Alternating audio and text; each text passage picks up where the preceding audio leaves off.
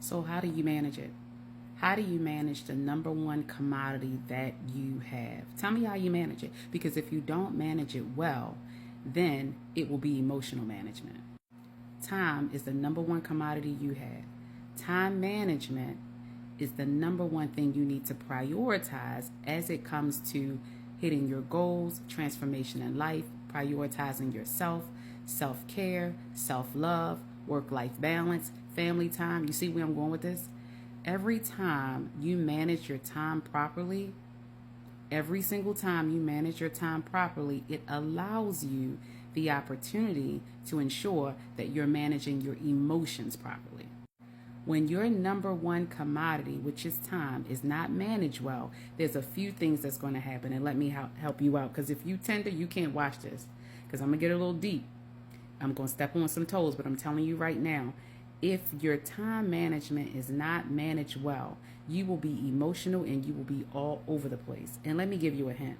If you have anxiety and you're overwhelmed, that lets me know that you're not managing your time well. And furthermore, not only are you not managing your time well, you are misaligned with your goals. You're misaligned with your values. You're misaligned with your purpose. The inability to manage or ineffectively manage your time is going to ensure that you continue to rush. It's going to ensure that you think of things and there's too much for too little time. When in fact, it's not too much. We just need to manage your time in a way where you can actually do things for you, your family, and most of all, prioritize self. Now, number 2, this one is a doozy, guilt and regret.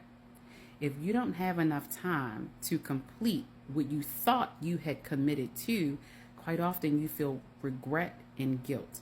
Why do you feel that? Because you wanted to complete it. You wanted to achieve the goal. You wanted to accomplish what it is you were trying to do. So that's another reason your emotions are wrapped up in it. You see where I'm going with this, right? Now we got all these triggers. The triggers are emotional triggers and mind triggers. Now you playing these mental gymnastics because you didn't manage the time well. And most important, it strains the relationship. You're not spending time with your family. You're not spending time with your friends. Your support system is down the drain, all because we did not manage the time as effectively as we could. So I'm going to give you 3 good tips to manage your time effectively. And in doing so, you will manage your emotions effectively. You'll stop thinking from here and begin to think here. You will take away the sentimental value and you will be more logical. First and foremost, no is a complete sentence. I'll say it again for the people in the back. No is a complete sentence and does not require an explanation on why you're saying no. You know why you're saying no. Your mind knows why you're saying no. That's all it needs to be said is no. Number 2, define your priorities with clarity. Is it important? Is it urgent?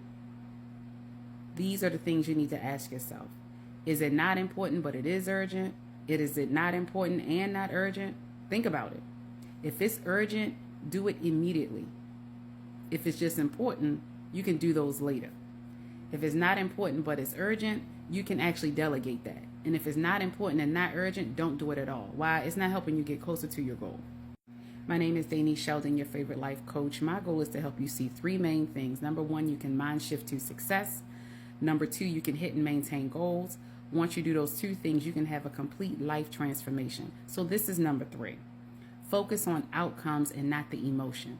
What is the outcome of this? How will this impact my job? How does this impact my family? Am I prioritizing self?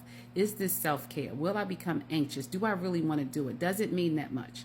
You see where I'm going with this? We have to begin to reframe our thoughts and ask questions of ourselves that will help us to appreciate we don't have enough time, and so I'm not going to overcommit.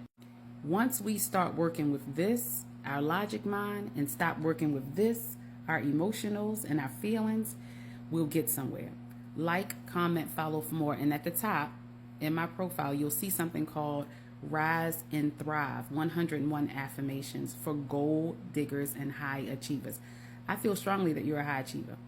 I feel strongly that you're not just going to survive, you're going to thrive in 2025.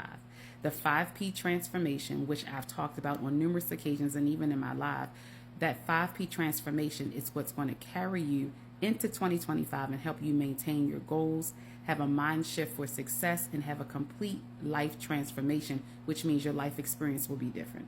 Like, comment, follow for more. And that 5P transformation is up top. Click the link.